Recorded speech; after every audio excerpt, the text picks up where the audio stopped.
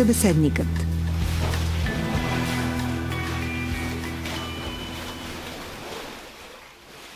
Първият събеседник в морското предаване на Радио Варна Море Бряг е декана на факултет навигационен във Висшето военноморско училище Никола Йонков Вапцаров, капитан първи ранг, доцент доктор Николай Великов. Здравейте! Здравейте, добър ден на вас и на вашите радиослушатели.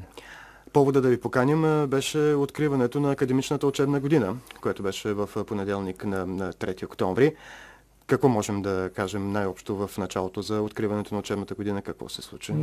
Като всяко откриване, това е церемония, в която ни отчетохме с добро чувство нещата, които направихме през изминалата година и така имахме едни хубави очаквания за това, което ни предстои.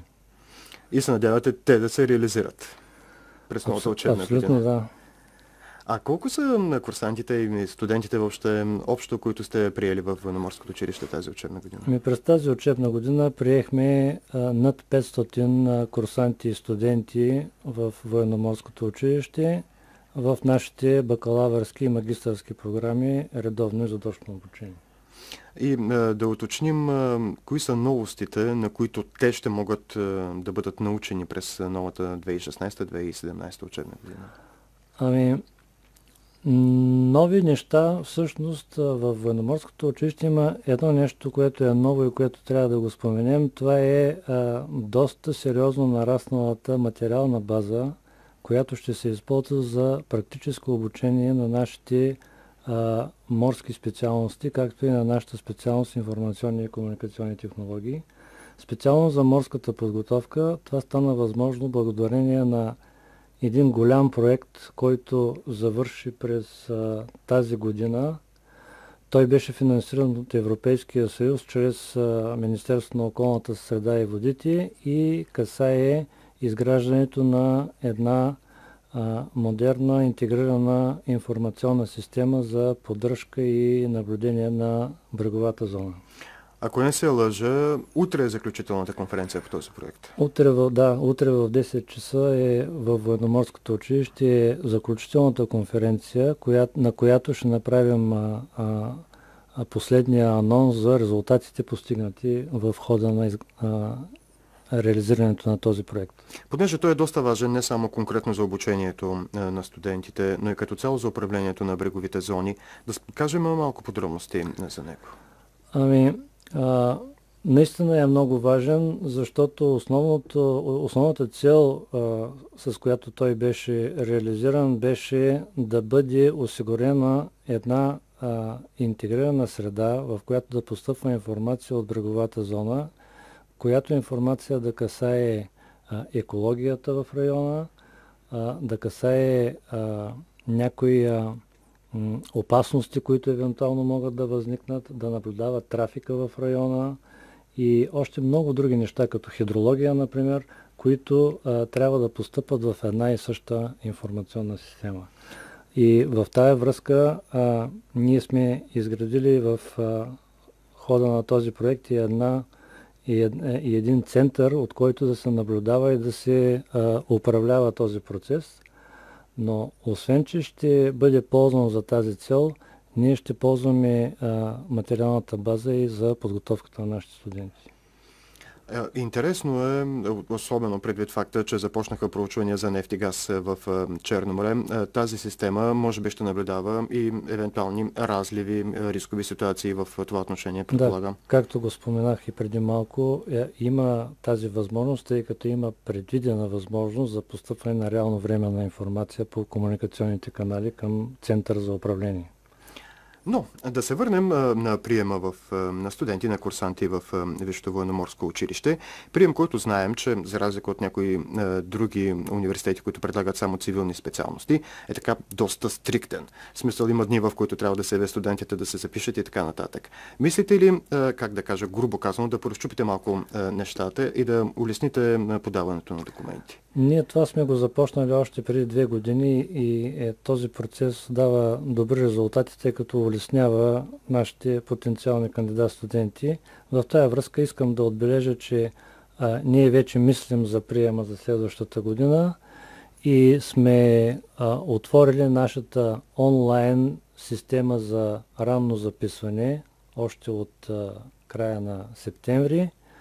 Така че всички момчета и момичета, които желаят да се запишат, могат да влязат да попълнят един онлайн формуляр, след което към края на годината на тях ще им бъде обявен резултата от тяхното кандидатстване.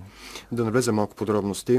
Говорихме преди да влезем в студиото, че това, че ще подадат подобен формуляр, не означава, че те автоматично са записани, но ги улеснява по някакъв начин. Просто да споменем и самата процедура каква е. Единственото, което трябва да се има под внимание е това, че разбира се, съгласно българския закон, ние можем официално да запишем студента, след като ни донесе диплома, но кандидатстването може да стане с академична справка от гимназията, където учат младежите за съответните балообразуващи предмети. Разбрах от вас, че през следващата година, точно след една година, Висшето военноморско училище ще бъде домакин на голяма асамблея. Нарича се Годишната генерална асамблея на морските университети. Вие ще бъдете домакини на представители на десетки университети, предполагам. Миналата година по това време беше последната генерална асамблея в град Опатия, Република Хърватска, и на тази асамблея със съответното гласуване беше взето решение Военноморското училище да бъде домакин на следващата генерална асамблея, която ще бъде точно след една година. Конкурсът беше спечелен в голяма конкуренция. Там има конкурса, за да спечелите такова домакинство? Всъщност не е конкурс, а по-скоро е гласуване.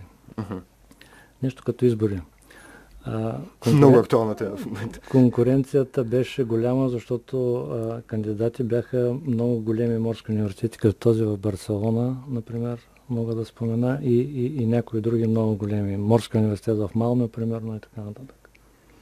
Оказва се обаче, че има известни морски училища, които не влизат в тази организация на морските университети. Затова ми споменахте вие и това ми стана интересно като тема.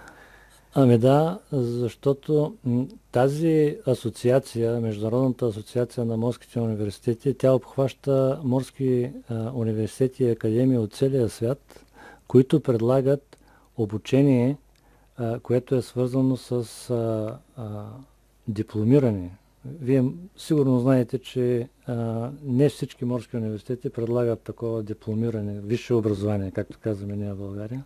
4 годишно, защото някой предлага 3 годишно. То трябва да е 4 годишно задължително, за да бъде приет университета в тази асоциация. Така че изискванията са много големи, като оставим на страна и строгите изисквания пък на Конвенцията по подготовка и сертифициране на морски лица, които също стрикно трябва да се спазва. Кого да очакваме след една година тук? Някой така известен представител на морските университети или пазим в тайна, за да... Едва ли аз съм човека, който ще отговори точно на този въпрос, тъй като аз сега може би е момента да спомена, че от няколко години Военноморското училище в лицето на своя началник е и член на изпълнителния борд на тази асоциация на морски университети, така че целият борд ще бъде в България. И това ще, как да кажа, благодат за всички журналисти, не само. Предполагам, че и за курсантите и студентите в Висшето военноморско училище това ще бъде една очаквана среща. Интересна. Аз лично си мисля, че това ще бъде много интересно за всички категории, защото журналистите, да, също и нашите курсанти, тъй като те ще участват пък и студенти, защото ще участват в съпътстващите научни форуми и конференции. Обикновено такива конференции съпътстват Генералната асамблея на морските университети. Така че и при нас ще бъде по същия начин организирано. Това щех да питам, какво включва една Генерална асамблея? Какво се случва по време на нея? Защото слушатели не запознати с темата, сигурно се задават този въпрос. Основното, което се случва, хората, които по цял свят работят в сферата на подготовката на морски кадри, се събират и обменят опит помежду си. Вземат решение за това как следващите години ще бъде продължено и изпълнявано това обучение. Така че това са много важни срещи, на които се решава всъщност морското образование и морската подготовка, и то на най-високите нива. Де факто не се решава само морското образование, морската подготовка, решава се цялото бъдеще, както на военноморските сили на съответната държава, така и на нейния търговски и друг флот, защото тези хора, които сега се обучават, ще почнат да работят там. За търговския флот и за морската индустрия, да, военноморските сили на всяка една държава обаче се подценяват и се развиват по малко по-друга линия и там не мога да кажа, че асамблеята може да влияе на тези процеси. Да, както говорихме с вас, че се заявяват известни бройки за курсанти, все пак държавата в военно отношение си имат някаква политика, която е връзана и с военноморското училище. Разбира се, и ние сме длъжни да се съобразяваме с тази държавна политика. И накрая на разговора не ни остава нищо друго, освен да ви пожелаем една успешна академична 2016-2017 година. Благодаря ви много, желая ви и на вас успехи. И успех на всички студенти и курсанти във Висшето военноморско училище пожелаваме в края на разговора с декана на факултет навигационен, капитан първи ранг доцент доктор Николай Великов. Останете с предаването Морен бряг. След малко в студиото ще влезе директора на Института по хидро и аеродинамика професор Румен Кишев.